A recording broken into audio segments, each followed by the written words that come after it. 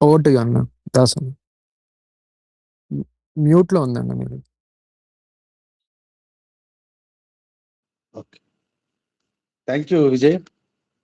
అలాగే కూడిన మీ అందరికీ నా హృదయపూర్వకమైన వందనాలు, శుభములు తెలియజేసుకుంటున్నాను.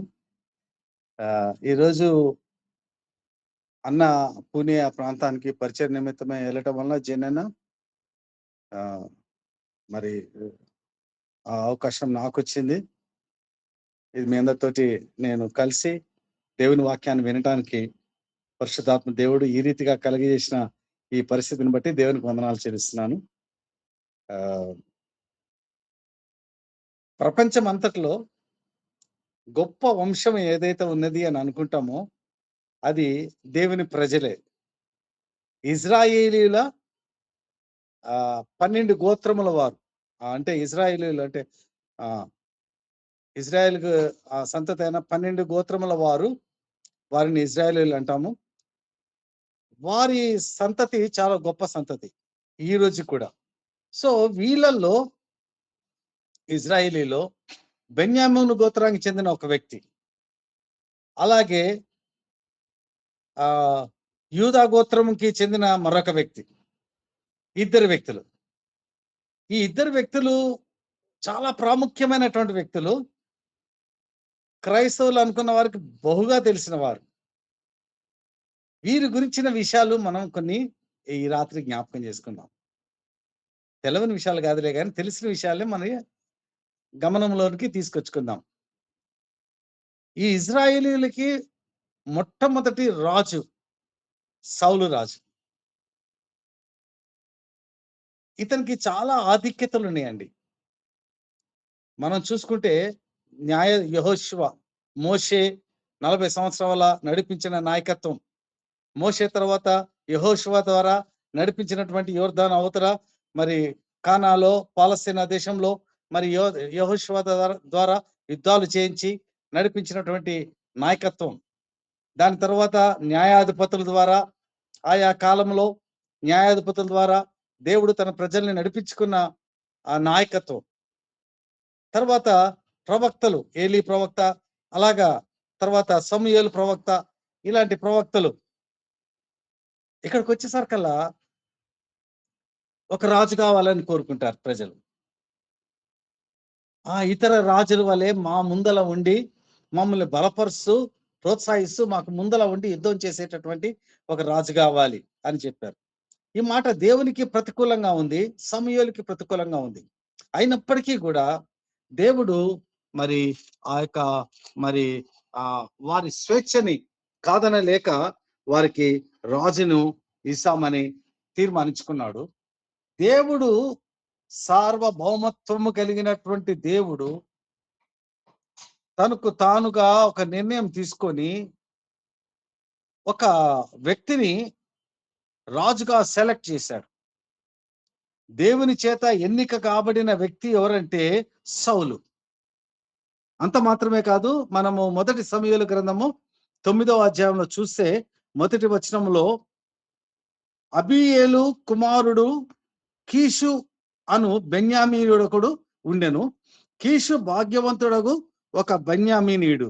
అతడు సౌలు అను ఒక కుమారుడు ఉండెను అతనికి.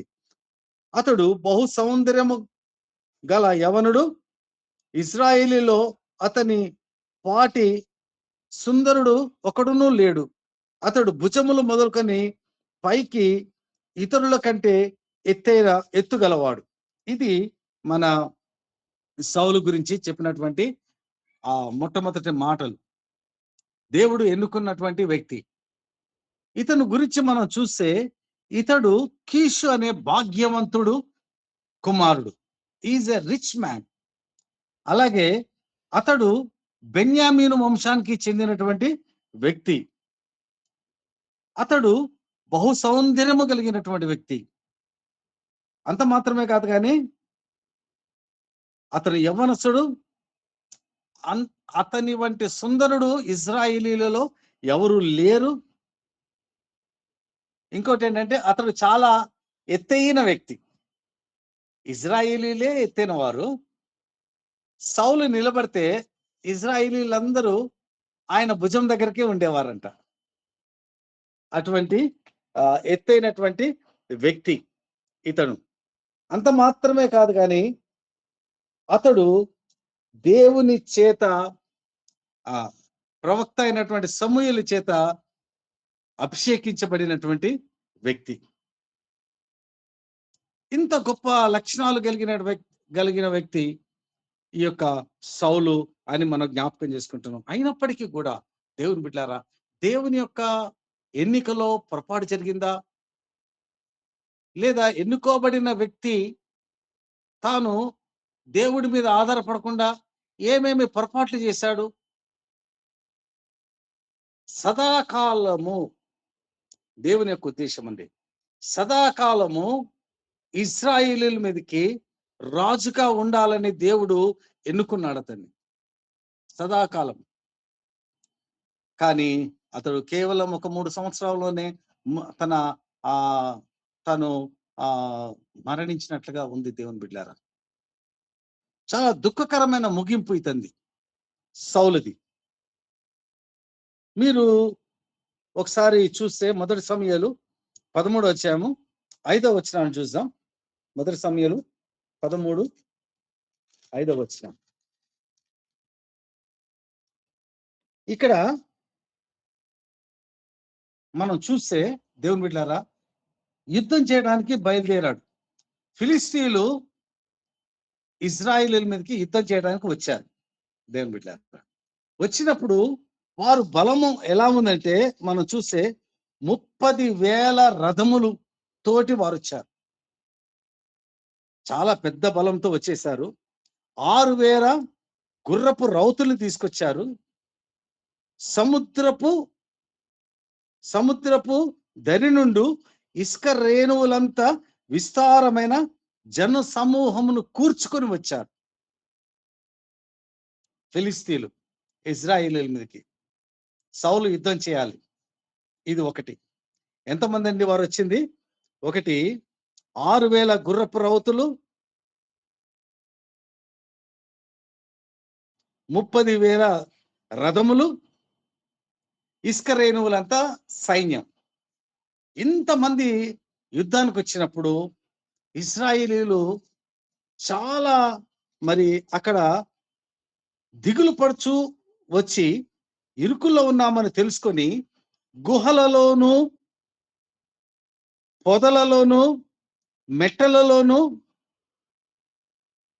కూపములలోను దాగి ఉన్నారంట. ఎంత భయంకరమైన పరిస్థితి మీరు చూడండి. ఇది మాత్రమే కాక, ఇంత మాత్రమే కాక ఇంకొకటి ఏంటంటే, హెబ్రీయులు నది దాటి వారు వెళ్ళిపోయారు. హెబ్రీయులు కూడా నది దాటి వెళ్ళిపోయారు. ఈ 3 సంఘటనలు నేను మీ ముందు పెడుతున్నాను. సౌలు యుద్ధానికి బయలుదేరాడు ఫిలిస్తీన్ల మీదకి. ఫిలిస్తీన్లు వారి బలం మీ ముందు పెట్టాను. వీరిలో ఉన్న హెబ్రీయులు కూడా దాటిపోయారు, తప్పించుకున్నారు యుద్ధానికి భయపడి. మిగతా వారు దాక్కున్నారు. ఈ పరిస్థితిలో మిగతా వారు కూడా జారిపోయే పరిస్థితులు. ఇటువంటి పరిస్థితిలో జరిగింది ఏంటంటే దేవుని బిడ్డారా, సౌలు చేసిన పని 13వ అధ్యాయము 8వ వచనంలో, అతడు 7 దినములు ఆగి సమూయేలు గిల్గాకు రాకపోవట చేత జనులు తమ యొద్ద నుండి చెదిరిపోతున్నారని చూచి దహన బలులు, సమాధాన బలులు నా యొద్దకు తీసుకుని రమ్మని చెప్పి దహన బలులు అర్పించింది.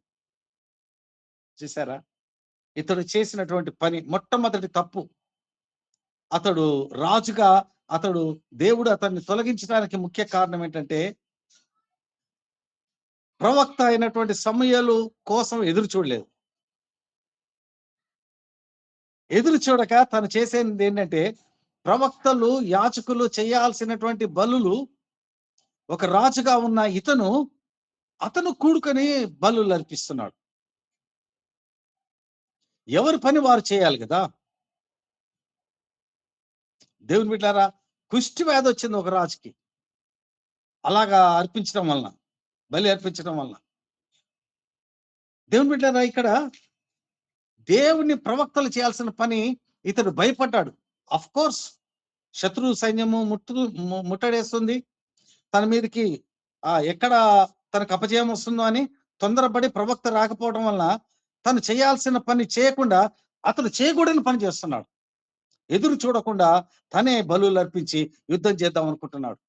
తన తన బలం మీద తను నమ్మకం పెట్టుకుంటున్నాడు. దేవుని బిడ్డలారా, దేవుడి మీద తను ఆధారపడటం లేదు.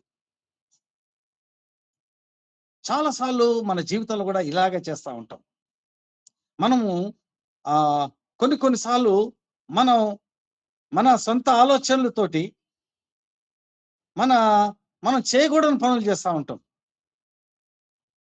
దాని ద్వారా గొప్ప కీడు మన మీదకి రావడానికి అవకాశాలు ఉన్నాయి.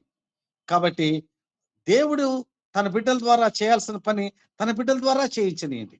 మనం చేయాల్సిన పనులు మనము చేయాలి. అంతేగాని దేవుని బిడ్డలు, దేవుని యాజకులు, దేవుని సేవకులు చేసే పని కూడా నేను చేస్తాను అనుకోవటం అది సరైనది కాదని నేను జ్ఞాపకం చేస్తున్నాను. అప్పుడు అతను అన్న మాట ఏంటంటే 13వ వచనంలో, నీవు అవివేకపు పని చేశావు. ఇది వివేకంగా చేసే పని కాదు, అవివేకపు పని చేశాడండి. మనకు తెలవకుండా కొన్నిసార్లు అవివేకపు పనులు చేస్తా ఉంటాం. ఇంతకుముందు నేను మీకు చెప్పాను కదా, ఇశ్రాయేలీల మీద సదాకాలము స్థిరపరచబడుటకు యెహోవా తలంచాడు నీ విషయంలో. అయితే నీ రాజ్యము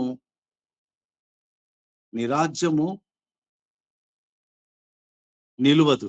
నీ రాజ్యము నిలువదు. దేవుడు తన చిత్తానుసారమైన మనుషుని కనుగొన్నాడు. దేవుని బిడ్డలారా, దేవుడు అవిధేయతని ఎప్పుడూ అంగీకరించాడు. దేవుని దగ్గర మనం కూర్చొని ఆయన చెప్పినట్టుగా చేయటంలో, ఆయన ఆజ్ఞను పాటించటంలో ఆయన సంతోషిస్తాడు. కానీ మనం ఎంత గొప్ప కార్యాలు చేసినప్పుడు కూడా తన చిత్తానికి బియాండ్ మనం దాటి మనం చేసినప్పుడు దేవుడు మనల్ని అంగీకరించాడు. దేవుని బిడ్డలారా, అంత మాత్రమే కాదు, కానీ దేవుడు మన పట్ల కలిగి ఉన్న ఉద్దేశాన్ని కూడా ఆయన పక్కన పెట్టి దేవుని బిడ్డలారా మరొకరిని ఎన్నుకుంటాడు మన స్థానంలో అనేది మనం జ్ఞాపకం చేసుకోవచ్చు. దేవుని బిడ్డలారా,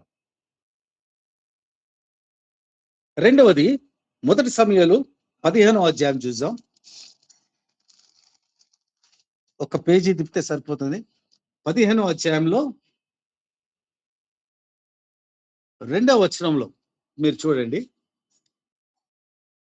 సైన్యములకు అధిపతికు యెహోవా సెలవిచ్చినదేమనగా, అమాలేకీయులు ఇశ్రాయేలీయులకు చేసినది నాకు జ్ఞాపకమే. వారు ఐగుప్తులో నుండి రాగానే అమాలేకులు వారికి విరోధులై మార్గమందు వారి మీద వచ్చింది కదా. కాబట్టి నీవు పోయి, చాలా జాగ్రత్తగా వినాలి మనం. నీవు పోయి, దేవుడు చెప్పే మాట సౌలుతో, నీవు పోయి కనికరింపక అమాలేకీయులను హతము చేయించు, పురుషులనేమి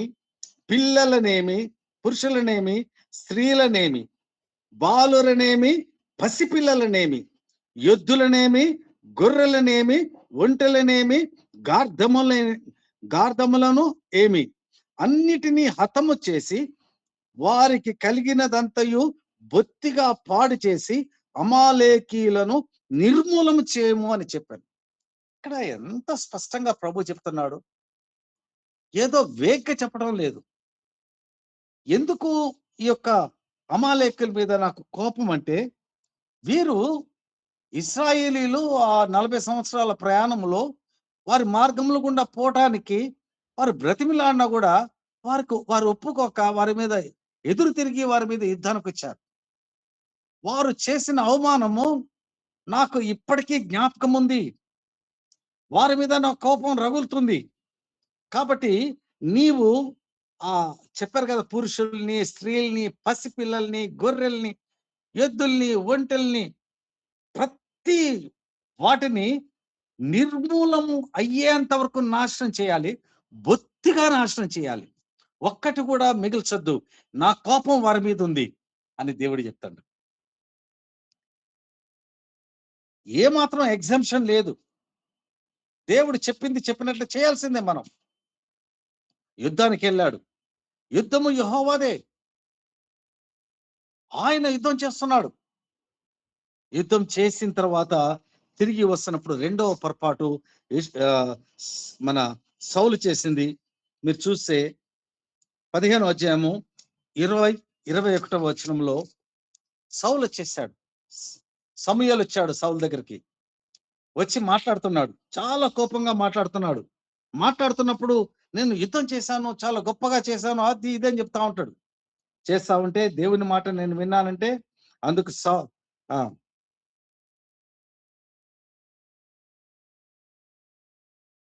యుద్ధం చేయమని అడిగినప్పుడు ఆయన చేసిన పని ఏంటంటే, రాజైన ఆగగును తీసుకుని వచ్చి తిని. అరే నువ్వు శత్రువులందరినీ చంపేయబోయా, జంతువులు కాదు. అసలు బొత్తిగా చంపేయాలి అంటే నువ్వు రాజునే, ఏకంగా రాజునే తీసుకుని వచ్చా. రాజు పట్ల జాలి పడ్డావో, దయ చూపించావో, అయ్యో రాజు కదా, నేను కూడా రాజు కదా అనుకున్నావో. అంటే నీకు తెలవకుండానే సౌలా, నువ్వు జీవము కలిగిన దేవుడిని, ఆయన మాటని నువ్వు వినకుండా నీ సొంత ఆలోచనతో నువ్వు చేస్తున్నావు. దేవుని మాటను ధిక్కరిస్తున్నావు. దేవుని బిడ్డలారా, ఇదెంత భయంకరమైనటువంటి పరిస్థితి. బొత్తిగా నిర్మూలన చేయమంటే నిర్మూలన చేయటం లేదు. నాకు ఒక ఆలోచన వస్తుంది దేవుని బిడ్డలారా, దేవుని యందు విశ్వాసం ఉంచి, దేవుని మీద ఆధారపడి, దేవుణ్ణి సొంత రక్షకుడిగా అంగీకరించి, యేసుక్రీస్తుని హృదయంలో చేర్చుకొని, మారు మనసు పొంది, బాప్తిసం తీసుకొని, దేవుని మందలో చేరి, దేవుని బిడ్డలుగా ఉండి కూడా మన పాత జీవితంలో, పాత అలవాట్లలో ఏదో ఒక అలవాటు, అది చిన్నదై ఉండొచ్చు, పెద్దదై ఉండొచ్చు, విడిచిపెట్టుకోలేని అలవాటే ఉండొచ్చు, కోపమై ఉండొచ్చు, ఇతరుల మీద అసూయ ఉండొచ్చు, లేదా ఒక చిన్న పొరపాటై ఉండొచ్చు. నాకు తెలియదు కానీ దేవునికి ఇష్టం లేనిది ఏదైనా, ఈ లోక సంబంధమైనది నువ్వు నీతో పాటు వెంట పెట్టుకొని వస్తే దేవునికి ఇంకెంత కోపం వస్తుంది? ఒకసారి ఆలోచించండి. దేవుని బిడ్డారా, మనము దేవునితో నడిచేవారు. పేతురు 1:14 అంటాడు కదా, నేను పరిశుద్ధుడను కనుక మీరు కూడా పరిశుద్ధులై ఉండాలి. అన్ని క్రియలలో పరిశుద్ధంగా ఉండాలి. ఇంకా ఒక్కటి కూడా మిగిల్చుకోవాల్సిన అవసరం లేదు. నేను నా గురించి చెప్పడం కాదు కానీ దేవుని మహిమార్థమై నేను చెప్తున్నాను. నేను ఒక్క రోజే ప్రభుని అంగీకరించినప్పుడు 93 సంవత్సరం జనవరి 25వ తారీఖు అన్ని విడిచిపెట్టేశా. భయంకరమైన పాపి నేను. అన్ని అలవాట్లు విడిచిపెట్టా. కానీ ఒక్కటి మాత్రం విడిచిపెట్టలేకపోయాను. అదేంటంటే జర్దాపాన్. అది తినకపోతే చచ్చిపోతాను అనుకున్నాను. కానీ ఒక 2 నెలల తర్వాత నేను దాన్ని విడిచిపెట్టాను. ఆ రోజు నుంచి ఈ రోజు వరకు నా పళ్ళ మీద జర్దాపాన్ రాలేదు. సమస్తము ప్రభుకి సమర్పించుకున్న వారంగా ఉండాలి దేవుని బిడ్డారా. రెండవది, ఆయన రాజును తీసుకొచ్చాడు. ఆ యొక్క శపితమైన గొర్రెలలో బలిసిన గొర్రెలు తీసుకొచ్చి, ఎందుకు తీసుకొచ్చావు వీటినంటే, ఇదిగో నేను ప్రభుకి బలి అర్పించడానికి. అప్పుడు ఆయన అన్న మాట ఏంటంటే, ఇదిగో నువ్వు బలులు అర్పించడం కంటే సమీపంగా దేవుని మాటని ఆలకించడం మంచిది కదా, నువ్వెందుకు ఇలా పనిచేసావని చెప్పాడు దేవుని బిడ్డారా. మీరు దేవునికి వ్యతిరేకంగా మనం చేస్తా ఉంటే మనకి ఏం జరగట్లేదు కదా అని అనుకుంటా ఉంటాం. సౌలు విషయంలో అదే జరిగింది. సౌలు నాకేం జరగదులే అనుకున్నాడు. దాని ఫలితం మాత్రం తప్పకుండా చూడాల్సిందే దేవుని బిడ్డారా. 1 సమూయేలు 16వ అధ్యాయము 14వ వచనంలో ఒక చక్కటి ఫలితాన్ని మనం చూడొచ్చు. 14వ వచనంలో అదేంటంటే, యెహోవా ఆత్మ సౌలుని విడిచిపోయి,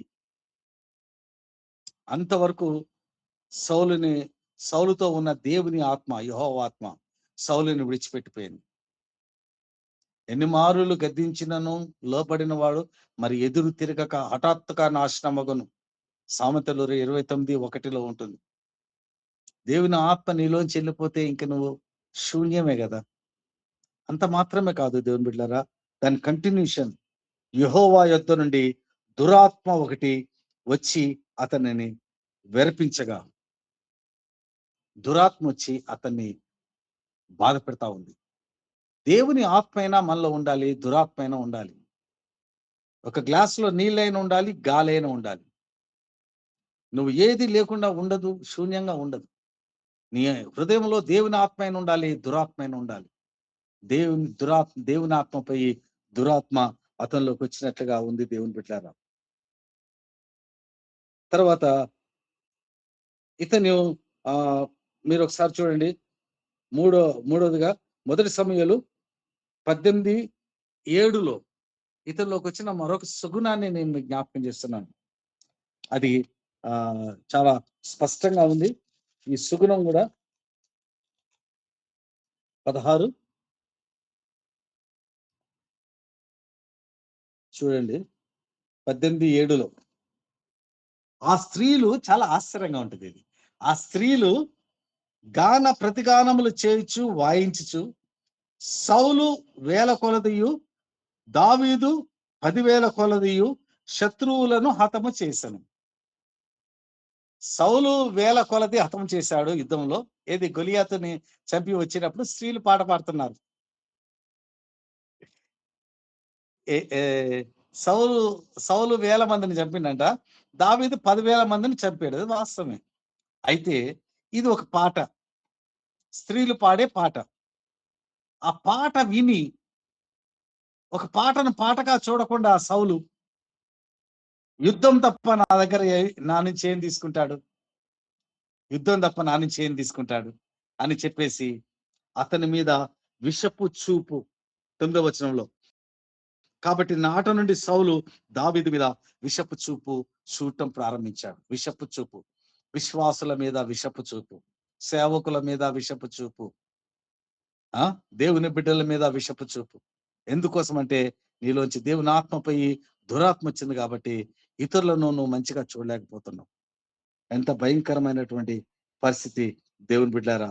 ఇంకా నేను ఈ యొక్క సౌలు గురించి చెప్పడం ముగిస్తున్నాను. 31వ అధ్యాయము 4వ వచనంలో ఒకసారి చూస్తే, అదే మొదటి సమూయేలు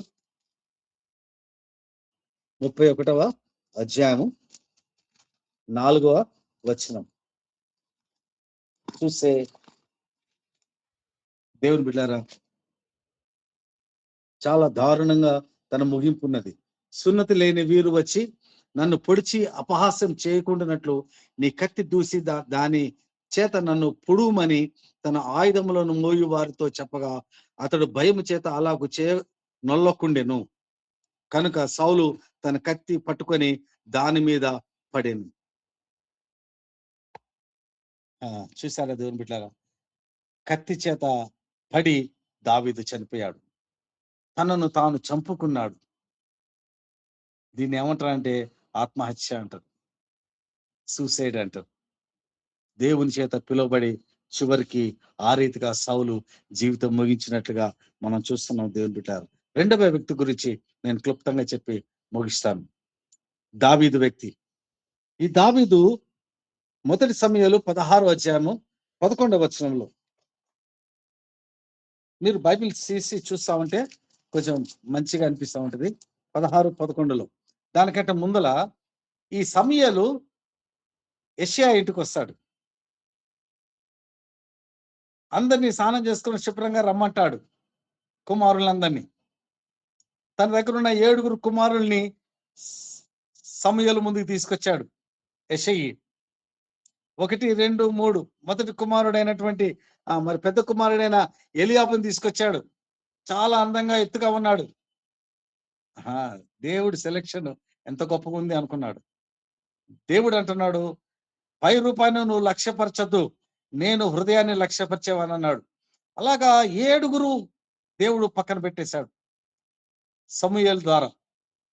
చివరిగా ఇప్పుడు నేను చెప్పిన కదా 11వ వచనంలో సమూయేలు అంటున్నాడు, ఏంటి యెషయా, నీ కుమారులు వీరేనా? నీ కుమారులందరూ ఇక్కడ ఉన్నారా అని యెషయాని అడగగా, అప్పుడు యెషయాకి డౌట్ వచ్చి ఉండొచ్చు బహుశా, 7 కొడుకులే కదా నాకు, ఇక్కడే ఉన్నారు కదా. లేదు లేదు లేదు, నాకు 8వ కుమారుడు ఉన్నాడు. కానీ అతడు ఎక్కడున్నాడంటే గొర్రెల దొడ్డిలో గొర్రెలు కాసుకుంటున్నాడు. పొద్దున్నే లేచి గొర్రెలకు తీసుకొని పోతాడు సద్ది మూట కట్టుకొని. ఎప్పుడో రాత్రి మేము పడుకున్న తర్వాత వస్తాడు. ఉన్నాడులే ఒకడు అన్నట్లుగా చెప్తున్నాడు. తల్లిదండ్రులకు కూడా అతను ఒక కుమారుడు ఉన్నాడన్న గుర్తింపు లేదు. దేవుని బిడ్డలారా, ఈ సాయంత్రం సమయాన నేను మీతో మాట్లాడడానికి ఇష్టపడుతున్నాను. నువ్వు నమ్మినా నమ్మకపోయినా, నీ కుటుంబంలో నీకు గుర్తింపు లేకపోయినా, నీ పిల్లలు నిన్ను గుర్తించకపోయినా, నీ తల్లిదండ్రులు నిన్ను గుర్తించకపోయినా, నీ స్నేహితులు, నీ బంధువులు నిన్ను గుర్తించకపోయినా, ఎవరు గుర్తించినా గుర్తించకపోయినా నిన్ను గుర్తించేవాడు దేవుడు ఒకడున్నాడు. చాలు. దేవుడు ఒక్కడు గుర్తిస్తే చాలు. అప్పుడు సమూయేలు అంటాడు, నువ్వు అతన్ని తీసుకొని రా. ఆయన వచ్చిన దాకా నేను ఇక్కడ ఉంటాను అన్నప్పుడు దావీదుని తీసుకొచ్చాడు. దావీదు ఎంతో రూపసి, అందగాడు. అతడు వచ్చినప్పుడు అతన్ని చూసి దేవుడు అంటాడు, ఇతడే నేను కోరుకున్నవాడు. నాకు ఒక ఆలోచన, ప్రభా, ఏడుగురిలో లేని క్వాలిటీ ఇతరులో ఎందుకున్నది? ఎందుకు నువ్వు అతన్ని రాజుగా ఎన్నుకున్నావు? అతను చదువుకున్నవాడు కాదు కదా, గొర్రెలు మేపుకునేవాడు కదా, అతని స్నేహితులు కూడా గొర్రెలు కాసుకునేవారే కదా, అతడు నాగరికుడు కాదు కదా, నాగరికుడు కదా, అతని దగ్గర గొర్రెల వాసన వస్తా ఉంటది కదా, ఆయన ధరించే బట్టలు కూడా అలాగే ఉంటాయి కదా ప్రభా, నువ్వెందుకు ఆయన్ని రాజుగా చేశావు, అభిషేకించడానికి అంగీకరించావంటే? ఒకవేళ మనం ప్రభుని అడిగితే ప్రభు ఇలాగ అనొచ్చు. దేవుని బిడ్డారా, దావీదు ఒంటరిగా అడవిలో ఉండొచ్చు కానీ ఆయన నాతో సహవాసం చేస్తున్నాడు.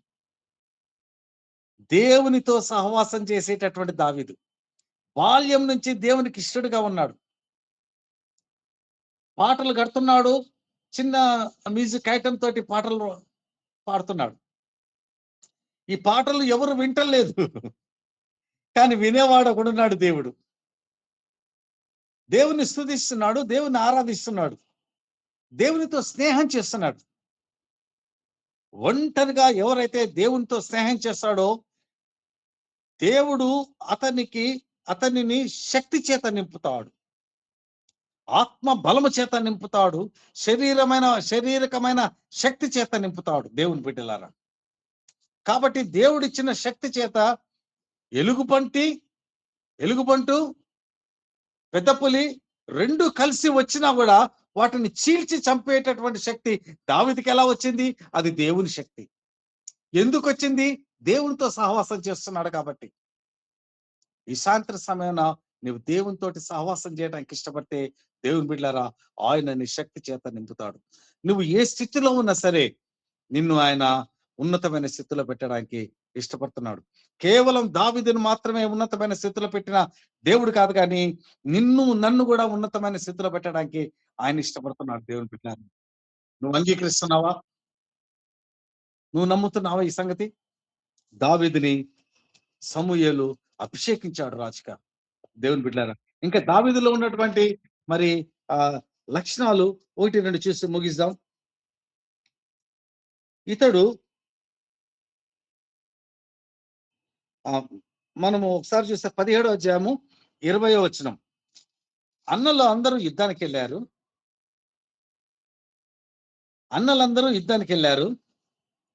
సో తండ్రి దావీదుని పిలిచి, అన్నలకి నువ్వు కొంచెం ఈ జున్ను గడ్డలు, ఈ రొట్టెలు ఇవన్నీ తీసుకొని పోయి ఇచ్చిరా అని దావీదుతో చెప్పాడు.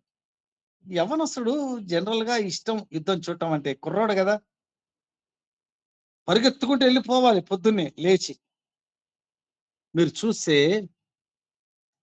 మీరు 20వ వచనంలో, 17వ అధ్యాయము 20వ వచనం చదువుతున్నానండి.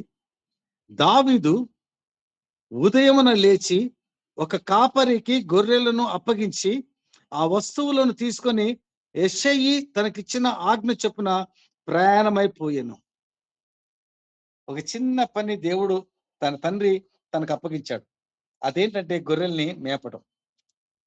గొర్రెల్ని మేపే పని అతనికి అప్పగిస్తే, మా నానే కదా మా అన్నలకి సద్ది తీసుకోమన్నది, మరి గొర్రెల గురించి మా నాన్న చూసుకుంటాడులే అని అనుకోవచ్చు కదా. లేదు, నాన్న నాకు ఇచ్చిన పని ఏదైతే ఉందో ఈ పని ప్రాముఖ్యమైంది కాబట్టి గొర్రెల కాపరులు తన స్నేహితుల దగ్గరికి వెళ్ళి, నా గొర్రెల్ని మీరు కాపలా కాయండి, ఈరోజు రేపు నేను వస్తాను, నేను వచ్చిన దాకా కాపలా కాయండి, మీకు ఎప్పుడైనా అవసరమైతే మీ గొర్రెల్ని నేను కాస్తాను. Mutual understanding. చిన్న ప్రాణులైన గొర్రెల విషయంలో నమ్మకంగా ఉన్నాడు దావీదు. దేవుని బిడ్డలారా, ఇది ఒక మంచి లక్షణం. మన ఉద్యోగంలో మన నమ్మకంగా ఉండాలి. మన కుటుంబంలో భార్య పట్ల, భర్త పట్ల, పిల్లల పట్ల నమ్మకమైన వారుగా మనం ఉండాలి. ఎవరు మనల్ని చూసినా, ఎవరు మనల్ని చూడకపోయినా దేవుడు మనల్ని చూస్తా ఉన్నాడు కాబట్టి మనం నమ్మకమైన వారుగా ఉండాలని దేవుడు దావీదు ద్వారా మనకి జ్ఞాపకం చేస్తున్నాడు. దేవుని బిడ్డలారా,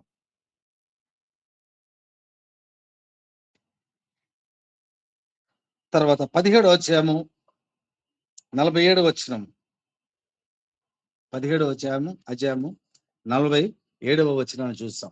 దేవుని బిడ్డలారా, మనకి ఈ సంగతి అంతా తెలుసు. దావీదు గురించి, గొలియాతు గురించి మనకు తెలుసు, అతని ఛాలెంజ్ మనకు తెలుసు కదా. అవన్నీ మనం చెప్పుకోవడం కాదు, కానీ కేవలము దావీదు గురించి మనం చూస్తే 47వ వచనంలో ఇలా ఉన్నది. అప్పుడు యెహోవా కత్తి చేతను ఈట చేతను రక్షించువాడు కాడని ఈ దండు వారందరూ తెలుసుకొందురు. యుద్ధము యెహోవాదే, ఆయన మిమ్మును మా చేతికి అప్పగించును అని చెప్పాను. దావీదు నమ్మిన సత్యం ఏంటంటే, యుద్ధము నాది కాదు, యుద్ధము యెహోవాది. ఈ యుద్ధము నేను కాదు చేసేది, దేవుడు చేస్తా ఉన్నాడు. నా పక్షమున దేవుడు యుద్ధం చేస్తుంటే నేను యుద్ధము చేసినట్లు నిలబడుతున్నానంతే.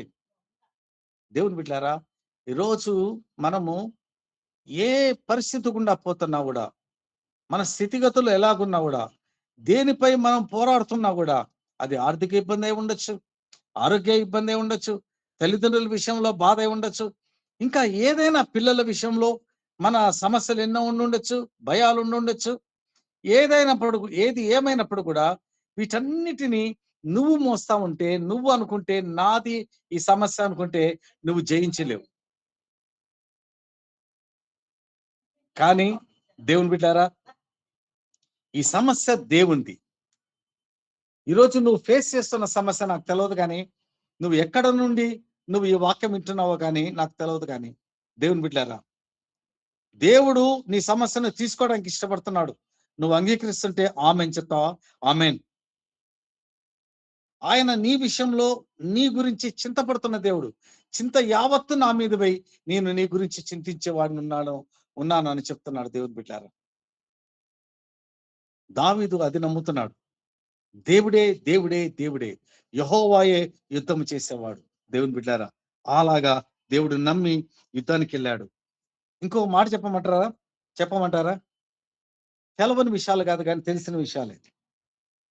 ఇశ్రాయేలు సైన్యం అంతా గొలియాతును చూసి, ఆయన బలమును చూసి భయపడి పారిపోతున్నారు. నిత్యము జరుగుతున్న కథ అది. దావీదు మాత్రము గొలియాతును చూడలేదు. గొలియాతుకి కంటే గొప్పవాడైన దేవుని శక్తిని చూస్తున్నాడు, దేవుని బలాన్ని చూస్తున్నాడు. ఎప్పుడైతే దేవుని బలాన్ని చూస్తున్నాడో, సంపూర్తి బలము చేత అతడు నింపబడుతున్నాడు.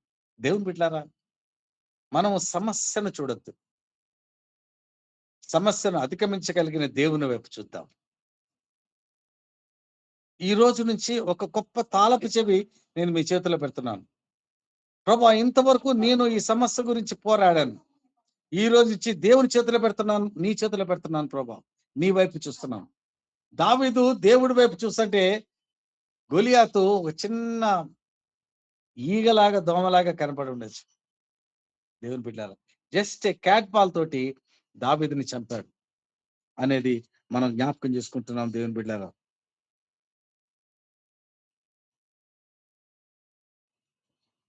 మొదటి సమూయేలు 30వ అధ్యాయం చివరి సంఘటన నేను చెప్పి ముగించబోతున్నాను. మొదటి సమూయేలు 30వ అధ్యాయం చూద్దాం. దావీదు సౌలు చేత తరమపడుతున్నాడు.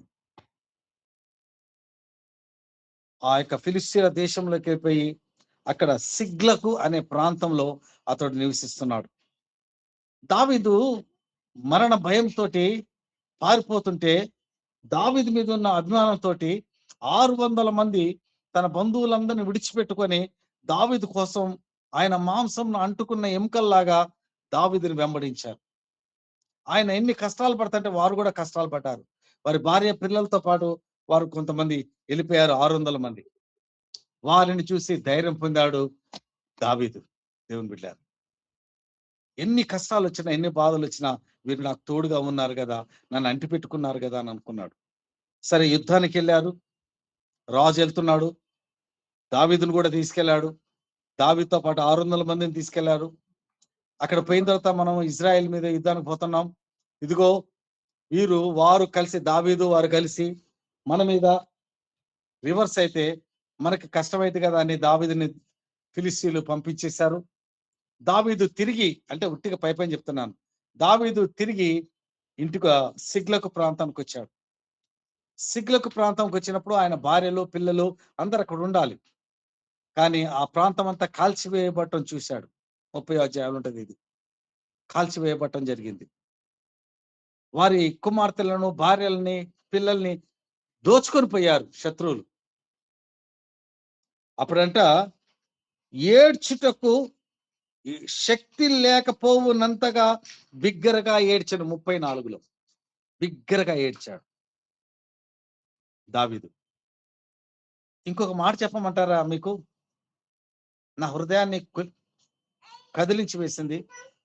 తన భార్య పిల్లల్ని దోచుకొని పోయారే, దానికంటే బాధాకరమైన సంగతి ఏంటంటే, ఈ 600 మంది ఏమనుకుంటున్నారంటే, ఇదిగో వీరి కుమార్తెలను బట్టి జనులకందరికీ ప్రాణము విసిగిపోయినందున రాళ్ళు రువ్వి దావీదును చంపుదము రండని వారు చెప్పుకొనిరి. ఎవరైతే నన్ను అంటి పెట్టుకొని ఉన్నారో వారే నన్ను రాళ్లతో కొట్టి చంపాలని చూస్తున్నారు. ఈ మాట ఎప్పుడైతే విన్నాడో దావీదు ఎంతగా కుమిలిపోయి ఉండొచ్చు దేవుని బిడ్డల, ఎంతగా ఎంతగా ఎంతగా బాధపడి ఉండొచ్చు. అయినప్పటికీ కూడా ఓ చక్కటి మాట నేను మీకు జ్ఞాపకం చేయాలని ఇష్టపడుతున్నాను. 6వ వచనంలో దావీదు తన దేవుడైన యెహోవాను బట్టి ధైర్యము తెచ్చుకున్నాను. చూసారా చూసారా, ప్రాణాపాయమైన పరిస్థితిలో కూడా, ఎంత మానసిక బాధలో ఉన్నా కూడా కృంగిపోలేదు, కృషించిపోలేదు. కేవలము దేవుని బట్టి ధైర్యం తెచ్చుకున్నాడు దావీదు. ఈ రాత్రి దేవుని బిడ్డలారా, నీవు పరిస్థితిని బట్టి అలాగా దిగులు పడుతున్నావా? ఒకవేళ ఈ జీవితాన్ని ముగించుకుందాం అనుకుంటున్నావా? పరిశుద్ధాత్మ దేవుడు నీతోటి నాతోటి మాట్లాడుతున్నాడు. నువ్వు ధైర్యం తెచ్చుకో, నన్ను చూసి నువ్వు ధైర్యం తెచ్చుకో అంటున్నాడు దేవుడు. దేవుని బట్టి ధైర్యం తెచ్చుకోవాలి. రెండవది, ఆయన మరి ఆ యాజకుల్ని పిలిచి, ప్రవక్తను పిలిచి, ఆ యొక్క దేవుని దగ్గర నుంచి నువ్వు ఎఫర్ట్ తీసుకొని రా అని చెప్పి ఆ ఎఫర్ట్ని తీసుకొచ్చి ప్రభు దగ్గర ప్రార్థన చేసి, ప్రభు నేను పోవచ్చు అన్నప్పుడు, దేవుడు వెళ్ళమని చెప్పినప్పుడు, నిశ్చయంగా నువ్వు సంపాదించుకుంటావు నీ వారిని అని చెప్పినప్పుడు అతను యుద్ధానికి బయలుదేరాడు. ఎక్కడికి వెళ్ళాలో తెలియదు, ఏ వైపు 4 దిక్కులు ఏ దిక్కు పోవాలో తెలియదు, కానీ దేవుడి మీద ఆధారపడిపోతున్నాడు.